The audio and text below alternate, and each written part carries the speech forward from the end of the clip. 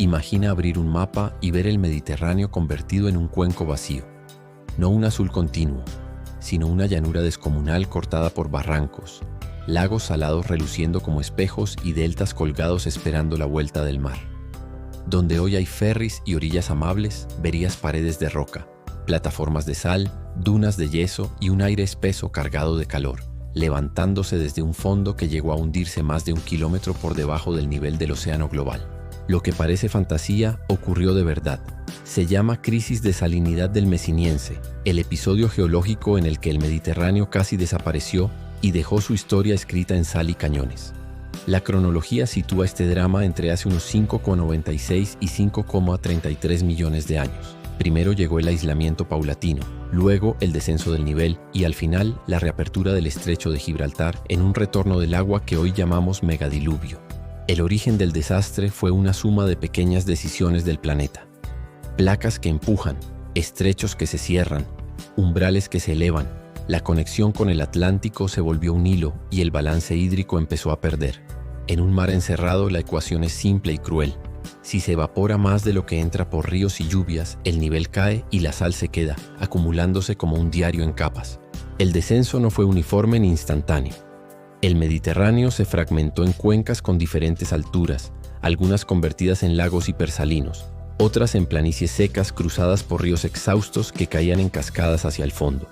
Cada metro de bajada encendía nuevas cascadas. El Nilo, el Ródano, el Ebro y otros tallaron valles descomunales, cortando los márgenes continentales como si alguien hubiera rebajado el mar con una palanca invisible. En esas cuencas la evaporación dejó depósitos de yeso y luego alita, capas sobre capas hasta formar un gigante de sal de espesores que en conjunto se miden en cientos a miles de metros. Imagina una costra blanquecina creciéndose, con cristales que crujen al sol de un cielo sin nubes.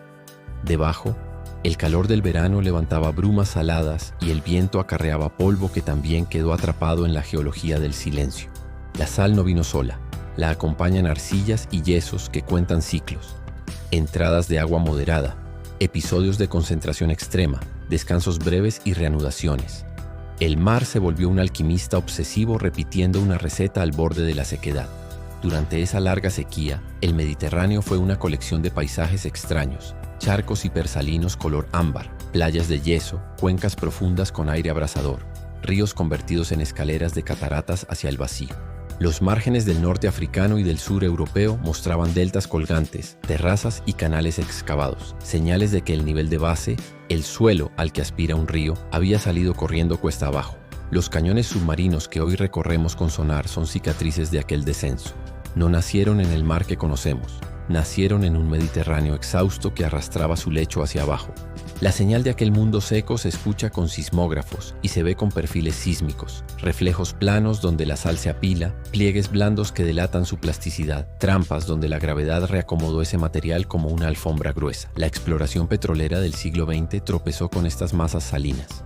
Al perforarlas y cartografiarlas, el pasado emergió como un fantasma blanco que explicaba muchas rarezas del fondo mediterráneo. En Sicilia, en el Levante, en el mar de Alborán, la secuencia se repite con dialectos locales, yesos que señalan inicios, sales gruesas que marcan clímax, arcillas que cuentan transiciones de un pulso del planeta todavía debatido en detalles. La clave del encendido y apagado fue doble: tectónica que moduló los umbrales y clima que apretó el acelerador de la evaporación, un verano planetario concentrado en un mar sin respiradero. El estrecho de Gibraltar, joven y caprichoso, fue el grifo maestro. Al cerrarse o estrecharse más allá de cierto punto, la entrada atlántica no alcanzaba para reponer lo que el sol robaba.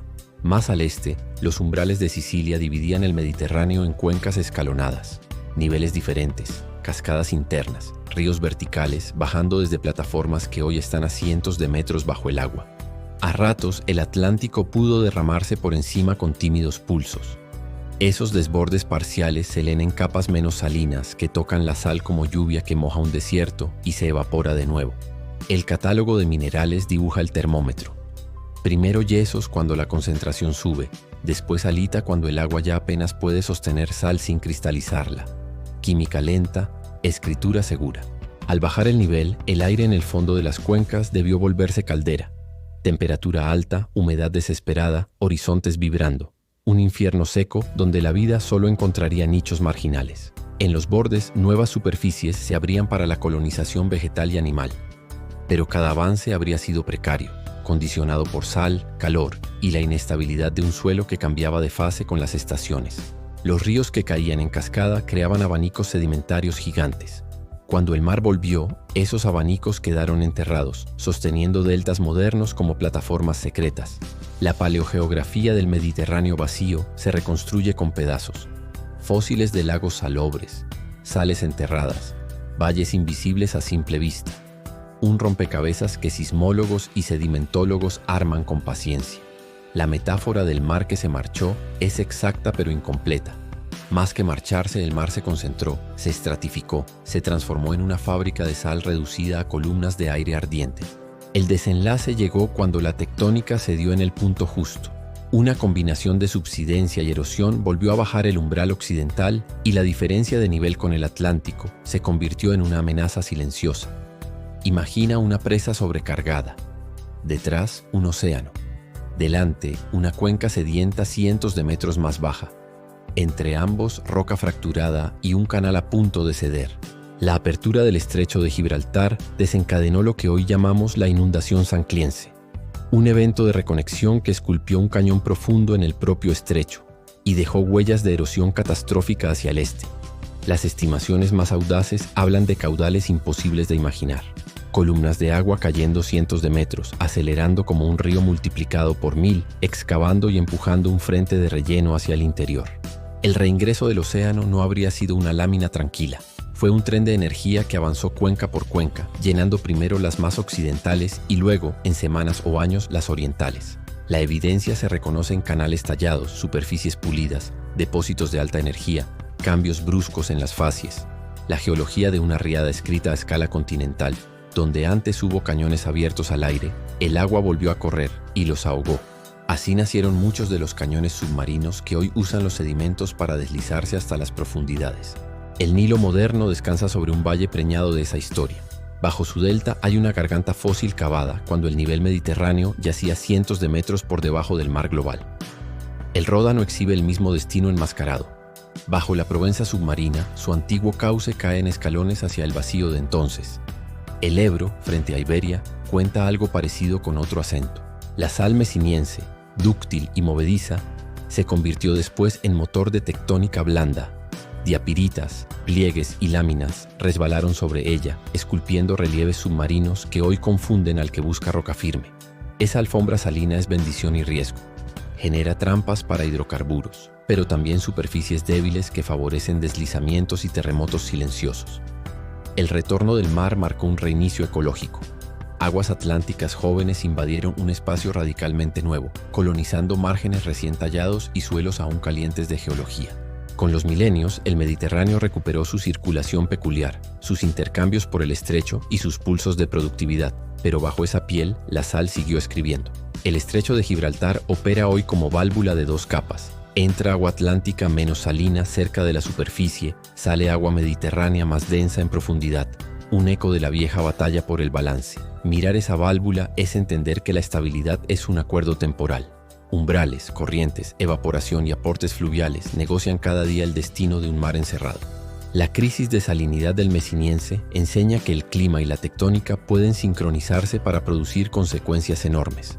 Una pequeña reducción del grifo y un verano persistente bastaron. La magnitud de los depósitos desvela el tiempo de la prueba. No fue un capricho de décadas. Fue una obra sostenida en centenares de miles de años. Paciencia geológica, acumulación insistente. Los yesos priman en los márgenes y la halita reina en las cuencas. Ese patrón es la huella digital del proceso. Concentrar, cristalizar, hundir, volver a empezar. La fase Lagomare, al final del mesiniense, probablemente mezcló aguas menos salinas con entradas parciales. Un respiro antes del gran retorno que aún discutimos en sus detalles. La reapertura no solo rellenó una bañera, reconfiguró costas, reinició sedimentos, apagó cascadas y borró horizontes que habían colonizado una tierra prestada. Si camináramos por aquel fondo, habríamos visto evaporitas aflorando, cristales de sal crujir bajo los pies, nubes de polvo, ríos sonando como velos cayendo desde precipicios invisibles. La atmósfera sobre las cuencas profundas debió ser dura. Aire denso, calor que reverbera, tormentas raras, un microclima de cuenco que recuerda paisajes de otros planetas. En la periferia, campos de dunas de yeso como en Guadalupe o en Los Monegros, pero multiplicados. Un decorado blanco estallando en los ojos y en la garganta. Cuando el agua volvió, el choque térmico y químico fue gigantesco. Aguas frías y menos salinas invadieron brinas hirvientes, mezclándose en frentes turbulentos que depositaron sedimentos propios de una resaca monumental. La línea de costa corrió hacia atrás a una velocidad ridícula para la geología. Terrazas descolgándose, taludes colapsando, deltas ahogados, cuevas sumergidas en cuestión de poco tiempo. A escala humana, aquel retorno habría sido el mito definitivo, un diluvio sin arca posible, un rugido que devora horizontes. A escala del planeta, una corrección contable que cerraba un experimento. Hoy, las ciudades costeras reposan sobre ese palimpsesto. Barcelona, Alejandría, Marsella, Túnez, Estambul, todas beben, sin saberlo, de acuíferos y suelos cuya historia pasó por la sequedad extrema. Los riesgos actuales, subsidencias, deslizamientos, sismos discretos, dialogan con aquella herencia salina. Hay tuberías enterradas en un suelo que en profundidad es plastilina paciente. Los geólogos leen el Mesiniense para entender futuros. Nos dice cuán frágiles son los equilibrios de mares semicerrados y cuánto puede cambiar un mundo con una puerta menos o un verano más. También ofrece recursos y problemas. Cavernas de sal donde almacenar, trampas de gas que explotar, pero siempre sobre el filo de un material que fluye lento y empuja cuando nadie mira. La historia completa se armó con herramientas modernas. Sísmica de reflexión, perforaciones, geoquímica de minerales, fósiles que cuentan salinidades. Es detective geológico con lupa y satélite. Las fechas se anclan con magnetoestratigrafía e isótopos. Cada capa de yeso y cada alita conversa con el paleoclima. Cada transición es una puerta entre mundos cercanos y a la vez extraños. Aceptar que un mar puede irse y volver es aceptar una tierra más viva que nuestros mapas. Una tierra con persianas que suben y bajan, con habitaciones que a veces quedan vacías.